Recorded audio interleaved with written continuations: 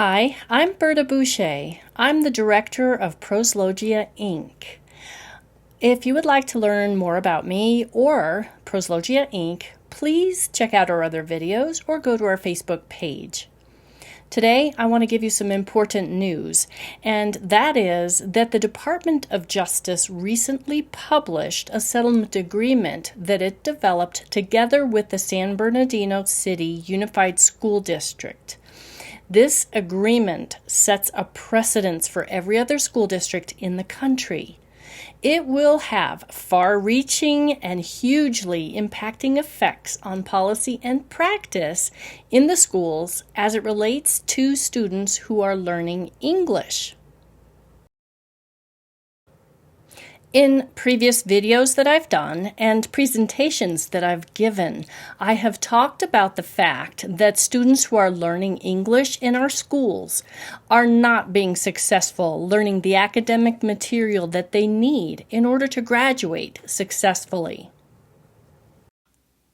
The data that I've presented in the past that proves this comes from the Department of Education.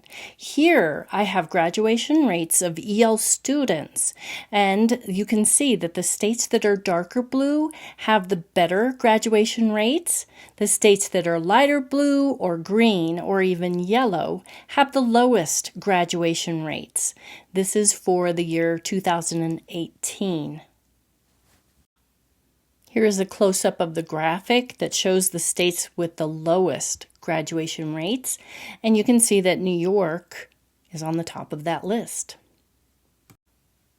The EL dropout rate in the state of New York in 2018 was 27.5.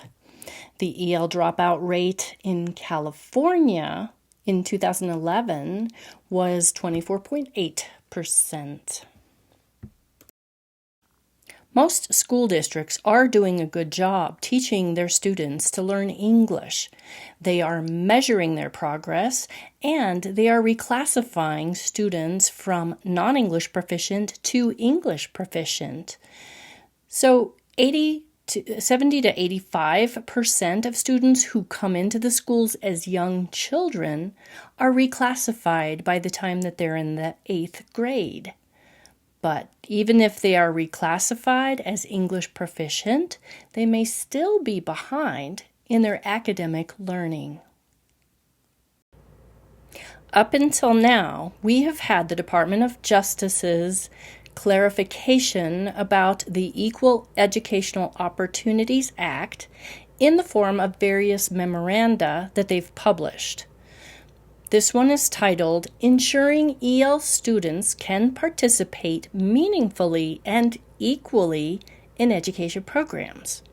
And in it, it says, quote, EL students must have access to their grade-level curricula so they can meet promotion and graduation requirements.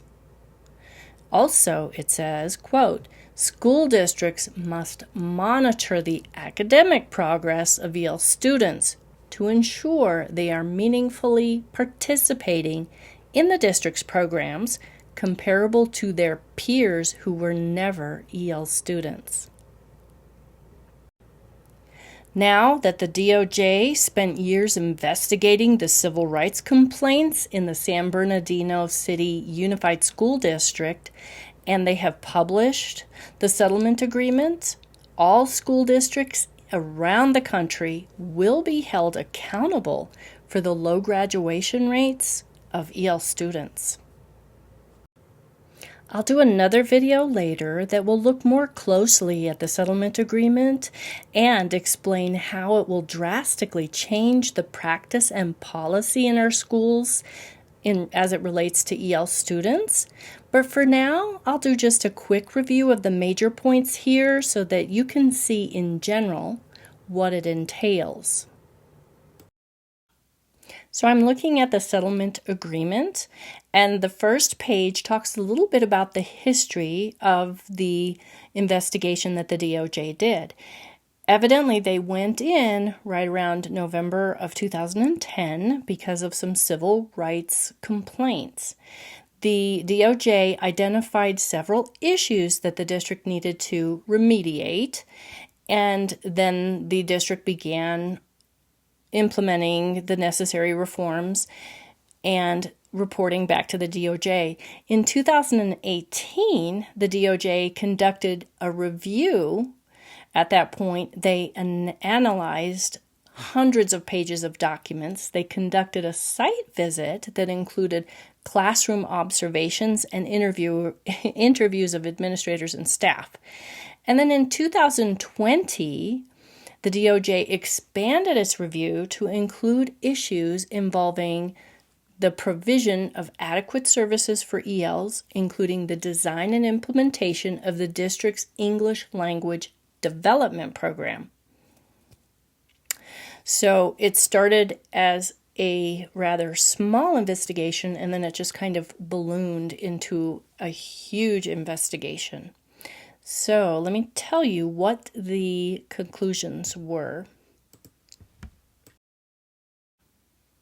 So now I'm going to talk about the results of the DOJ investigation, and I'll be reading most of this.